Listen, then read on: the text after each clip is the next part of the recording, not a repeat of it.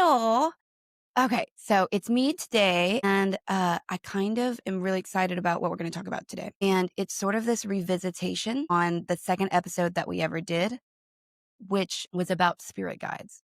And so one of the things that we always do is we see sort of this like resurgency of topics sometimes, and it just really seems to be true that that means it's in the energy. People are going through stuff, people are having a hard time. And I had about 2 weeks where out of nowhere, every single person I talked to was asking me about the guides or asking about how they work or what their function is. And so we do have the episode 2 about it, but I got a couple of cool messages this morning when I had this with one of my students, Miss Ariel. So I wanted to just hop on and kind of get that knocked out from a quick, like down and dirty episode. And then I've just been so happy and so excited about how, I posted those 3 readings, and it just seems that a lot of people were, maybe didn't even know what readings looked like or how they went. And now they have that. And then also just being sweet with me and supportive of the stuff that has kind of been coming out with that. So I've been thrilled and I've been so grateful. And I just don't think any of this could be done without the guides, period. And so first things first is I'm kind of just going to run through the way I describe them to people. And I would say it kind of like this. It seems to be true that it's a little bit of a round table in the sense that there's no head of the table, and that these energies are there to represent themselves fully from the expression of if you have a Machiavellian strategist on your team, he is going to represent the vibration of that, the selfishness that goes with that, the cutthroat, the analytics, the intuition and intelligence. But we recognize that that individual is maybe not representing what we should live life like. Then you might have a nurturing mother, and that energy might be kind of everything you recoil from. Overly sweet, very caring, very compassionate. So you might not really even get to know her for a long time, because even to get close to her energy, you're not prepared to. That doesn't mean she's not with you on your team. And maybe you'd be a lot worse, like way, way, way, way more disconnected from softness, sweet things, if she wasn't on your team. But because she is, and because she's at the table, that's her benefit to you. That's her guideship of you. So please understand, they are being filled with energies that are there to aid us, that represent something we need help with, that we lack. If you have a deep strategist, maybe that means that you have trouble coming to a decision, and it's there to help you be more decisive. It's there to help you see the bigger picture. Or maybe you're about to go into a high profile job that will require a new version of you, and they're there to help you upgrade into that. And so I wish that people would understand they are there to provide us a version of insight that we are not. And that's kind of very fundamentally true about spirit guides. Spirit guides come in and they start to stand next to us in energy. And I say that metaphorically, but they bind to us, they protect us, and they're with us. But they are filling in the holes. They're filling in what we are not strong with. They're filling in where we might feel challenged. For instance, if you have always been sure of your own mind, and then you just get a crazy toxic work environment, and now as a result of that, you're not sure if you're intelligent anymore. You have been completely sold a story that you're bad at what you do, and that's just that. Well, then, like, my goodness, how does one come back from that? If you already have a guide system that they've done all they can already, the entire time that you're at the job, when you were being told, oh, you're horrible at this, they were there guiding you to either A, depart, so they began to start the process of your exit, or they were there to buffer that from getting into your psychology too deeply so that you were able to continue to remain secure with who you are, even though you're in a circumstance that was degrading that security. Maybe they're just there to help you. Maybe they understand that, hey, you have to go deal with this. This is on your timeline. This is the only thing that's going to make you decide once and for all you are enough and you're strong. So maybe they were silent for the entire experience. And so if you need to know exactly why they do what they do, that's tall order, especially when most of us don't even know why we do what we do. So, I understand why I understand why is so wanted, the answer to why. And it's because we associate so much meaning into the why as a way to prove if it was just or unjust, if it was worth happening or not happening. But why is a post event or pre event designation. Why are you about to go do something? Why did it happen? You definitely need to know why you're doing something to begin with. That would be healthy. You don't always have to know why something occurred for it to still benefit you. But it's like what we attach to because we associate information with security. So I get it. I'm not above it, and I'm not overly closer to mastering my desire to understand the why, but I definitely recognize that that is a human desire, not a spirit desire, and that it is a function of our disconnection with spirit, because there is always a why. So far that I've seen with big ticket items, there's a why. And sometimes the why just gets chalked up to everyone has free will, and this was a convergence of that. But it starts to become, if there's no real satisfactory answer that can predate big decisions, then I have to move on. And so one of the ways that I would move on with the nature of spirit guides is I would say, what are you here helping me with? Which I guess that's why are you here? But it also allows you to understand what about you that's already true, that has nothing to do with anything outside of you, that is being worked on. Because they're going to tell you exactly what they're actively working on, which means there's a chance that you guys could work on it together. But regardless, no matter what, they're going to work on it for you. And that's why they're divine. That's why they're so beautiful. That's why they're so selfless in a lot of ways, because there isn't a benefit other than the benefit of the collective, which I guess they do belong to. But there is no benefit except that when they heal others, they heal themselves. When they help us in our human condition, in our frightful condition, in our fearful condition. And they allow us to understand that it is okay, that it will be handled one way or the other, with the attempt at it being handled to your highest good, then that's a faith system I can get behind without overthinking. But just understand, you have your guides, and your highest outcome may have very little to do with my guides and my highest outcome. And that's why we always each have a team. That's why in a boxing match, we've all trained forever. We all know how to punch, but we each get a team in our corner to allow us to see what we didn't see. And they're our teachers too. So, it's not like we don't have availability to that information. We do. But when we're right in the middle of the fight, we forget all of it. It's much harder to see. We're in our body so much to survive. It's a lot harder to hear spirit or to even give them any credit or credence.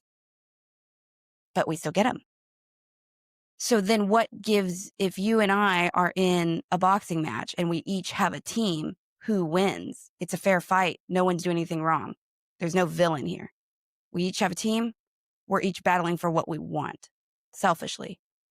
Because I'm not doing charity. If I want something from the universe, I am willing to pay for it in my blood, sweat, and tears, and joys and excitements that I might have to give up. But I'm unwilling to cheat for it.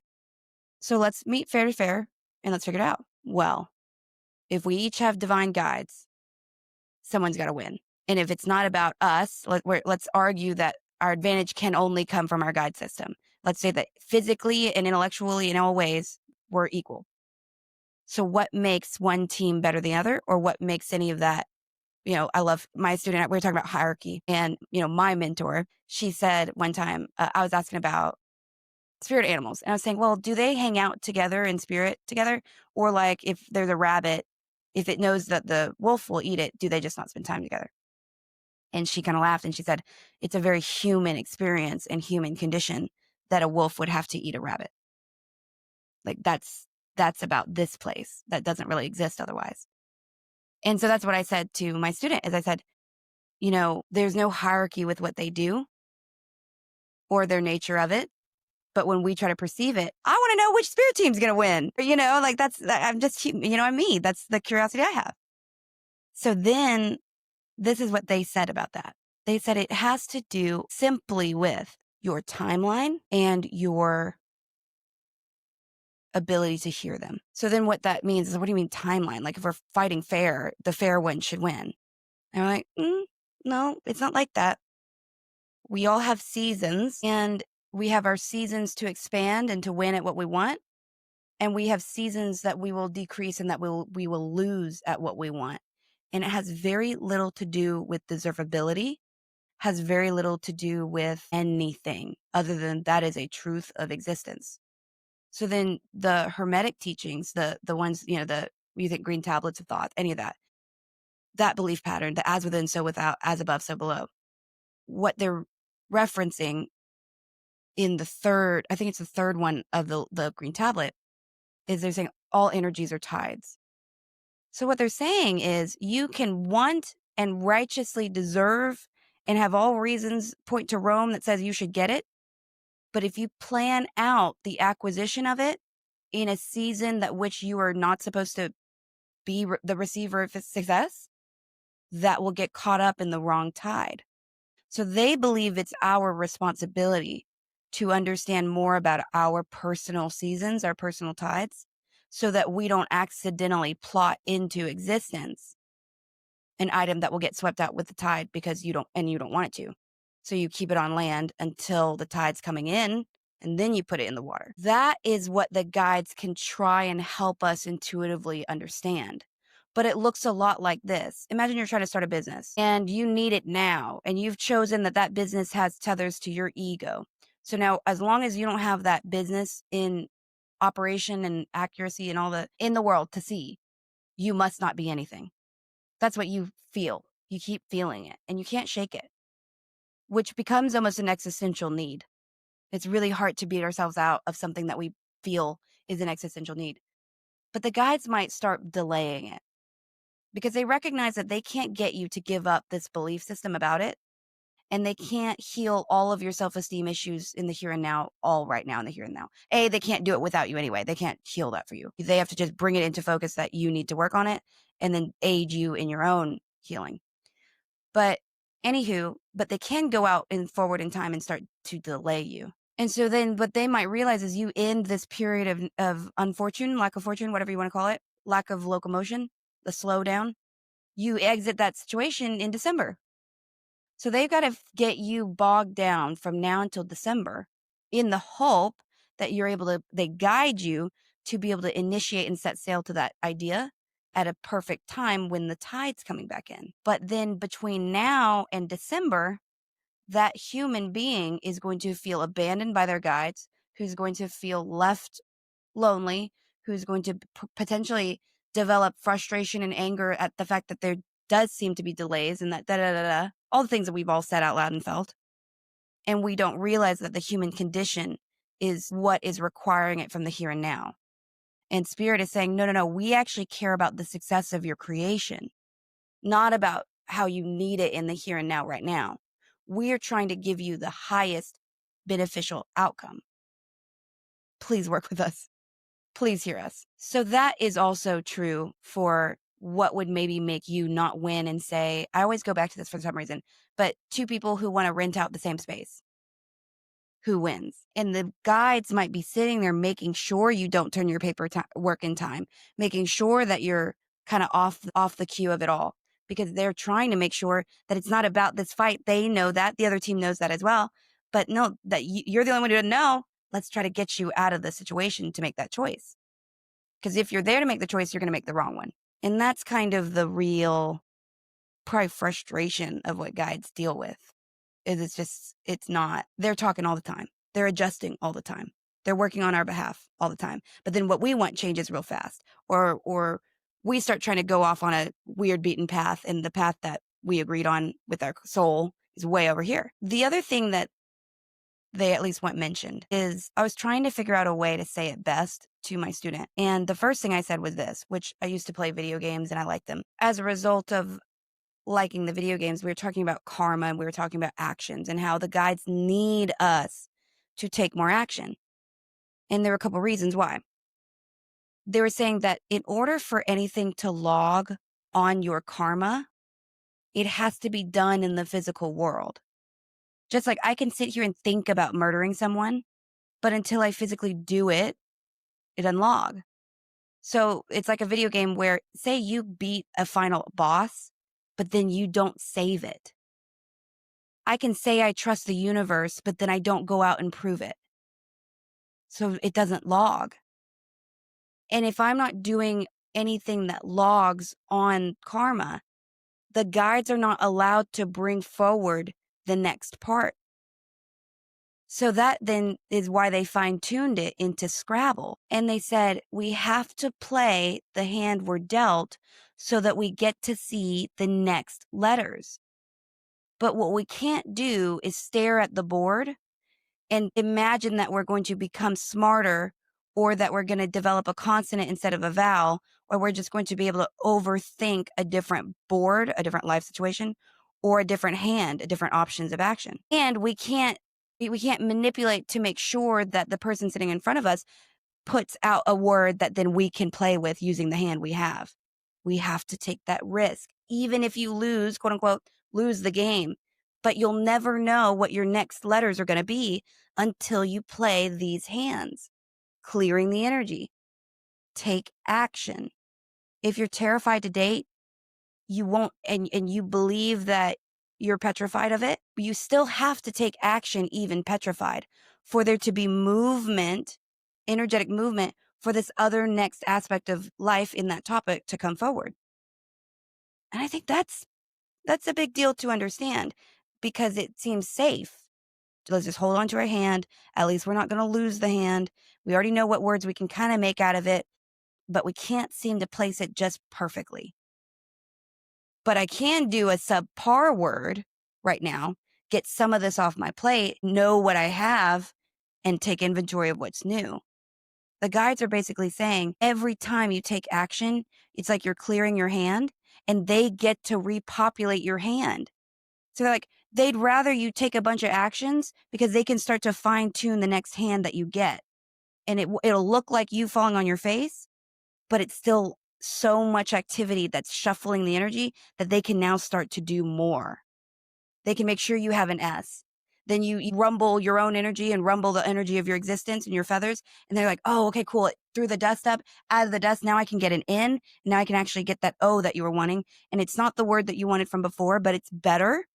And I needed you to go shake up the board and use your hands up so that I could go get out of the universe what I needed for you. That is a big aspect of action and reaction with the guides that they wish was a little bit more known. In that second episode, we went deeply into the Gatekeeper and the Protector guide. So I'm not going to go more fully into that, but I will just say with the Gatekeeper, that is, while I would not add hierarchy to value of good or bad, better or worse, I will say at least the Gatekeeper has the majority of your paperwork. So that's the guide that is sort of not representing a overly staunch perspective. Like, it's not like the guide of yours that's only ever going to show up as a 14-year-old boy who cracks fart jokes and is just silly. That's still a guide. And they're still significantly better at lifing than we are. Period. But that it's something about that energy understands what you need from it. Is this like a reverent teenage boy? So that's all you'll ever see. And that's all you'll ever interact with. Doesn't make it less than, it means that that's its business with you. So then the Gatekeeper guide, think about them as the guide that has been with you several lifetimes at least, and has all of your paperwork from how those last times went, what your negative patternings look like, what you're at the highest risk of coming to. So in a lot of ways, his or her opinion about you and your actions do have some superseding energy, because maybe some of the other team, it's not their job or their business to have that paperwork on you. And it's not because they're less than, maybe they just don't want it. Like in any group or any council, there's always going to be the one who loves going back and organizing all the paperwork. And it's not me. I'm the ideas chick. I'm the ideas chick and the morale chick. Like, I like people laughing, I like people having fun, and I like big ideas, and I have enough to flesh them out. But I need someone who's going to stay organized, who's going to say, You're getting real ideas oriented and you've kind of not done much on the last two. We're gonna have to reel that back. We all need that. That would be what I feel is true is that is more that energy. It's more subdued in big opinions. It's more always going to be kind of asking you what you think, trying to guide you over to it. Whereas other guides might be like, it's this way and this is what you should feel because they're representing that energy. They're not supposed to be nuanced in a way that supersedes what they're showing you. So an example to me would be if I see somebody in their entire team seems very youthful, it would show me two things. There's a potential that this energy has severe trauma around authority and or this energy is very, very serious and their big struggles are that they're too serious and they're too adult and all these things. And so that means that they have called to them a guide system that cannot trigger the authority issues or cannot allow them to receive guidance in a funny, more fun, less intense way, less goofy way, because it will benefit them. They'll hear it better, da da da. Or also they'll just be reminded that it doesn't have to be so serious. So then if I saw a very eclectic, well-rounded team, I say well-rounded, I mean almost disconnected in their nature to each other, I would understand that either this energy put a lot on their plate for this lifetime, or this energy is particularly unbound in this lifetime, or that this energy is going to be of service to a lot of people. Because that's the only real reason that an energy would need or benefit from having a team that has diametrically opposed energies. It's just more dynamic. It's more evolved, or not evolved, but it's more, it has the opportunity to offer more insight, potentially. I want to see if they want to say anything more about that. Okay. So that's kind of the majority of what I want to say about this. The greater, more in-depth version of any conversations surrounding this are really, truly going to be in that second episode where Terry and I kind of go through the process of talking about them. But if you do have any questions, just leave it on this video because I am going to come back and address this probably in about a month because I want to see what, now that I've kind of put the calling card out there for, hey, what are the curiosities about guides in general? I want to kind of get a framework of what people are wondering about it. And then I will have a follow-up video that responds to all that I've received as far as curiosities. So I hope everyone's doing great. I love you guys. Thank you for walking this path with me. Thank you for walking this path with Terry. We've got a lot of really fun stuff coming up, specifically about retreats. I can't say more, but we are going to be working towards doing some spiritual retreats. So take care, y'all. I love you. I love you. I love you. Oh, I get so awkward at goodbyes. Goodbye.